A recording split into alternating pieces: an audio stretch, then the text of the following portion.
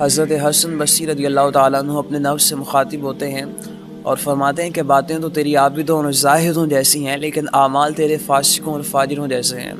یہ وہ لوگ تھے جن کی راتیں تہجد کے مصلی پہ گزرتی تھیں، جن کی زندگی کے شب و روز یاد الہی میں گزرتے تھے۔ ان کی باتیں کم تھیں، اعمال زیادہ تھے۔ آج ہماری باتیں زیادہ ہیں، اعمال کم ہیں۔ اگر میں اپنی طرف دیکھتا ہوں تو میری گفتگو اور میرے اعمال میں اس قدر تضاد پایا جاتا ہے کہ اعمال اور ہیں اور گفتگو اور ہے۔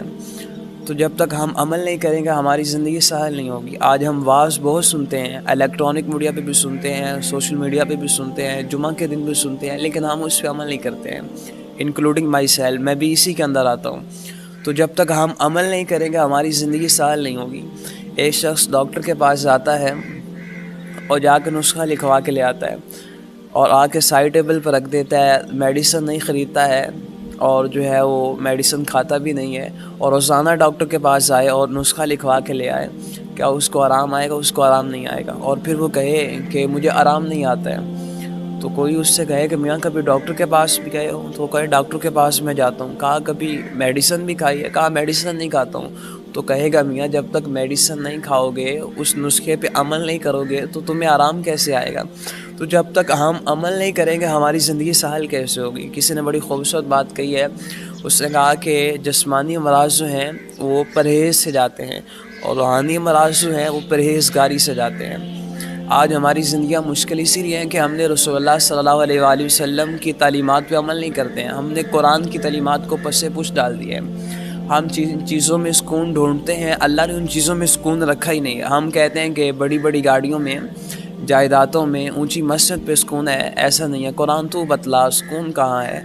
تو اللہ قرآن میں فرماتا ہے کہ الا بذکر اللہ تطمئن القلوب، کہا بے شک اللہ کے ذکر سے دلوں کو راحت ملتی ہے، دلوں کا سکون، دلوں کا قرار اللہ تعالیٰ کے ذکر میں ہے۔ تو آج ہم نے قرآن کی تعلیمات کو پس پش ڈال دیا ہے، قرآن کو بالائے طاق رکھ دیا ہے، تو اس لیے ہماری زندگیوں میں مشکلات ہیں۔ اقبال علیہ الرحمہ نے بڑی خوبصورت بات کہی ہے۔ اقبال کہتے ہیں کہ بابندہ صوفی و ملا اسیری، حیات حکمت قرآن گیری، با آیاتش تورا کار جزئی نیس کے ازیاسی نواساب میری۔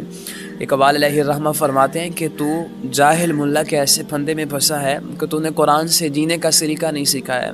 کہا تجھے صرف فقط اس سے اتنا سروکار ہے کہ جب تیرے بوڑھے کی روح اٹکتی ہے تو سورہ یاسین لے کے کھڑا ہو جاتا ہے۔ تو اقبال فرماتے ہیں میں اس بات کی نفی نہیں کرتا ہوں، بے شک سورہ یاسین پڑھنے سے مردے کی روح آسانی سے نکلتی ہے، لیکن میں کہتا ہوں کہ تم نے قرآن سے سیکھا بھی تو مرنا سیکھا۔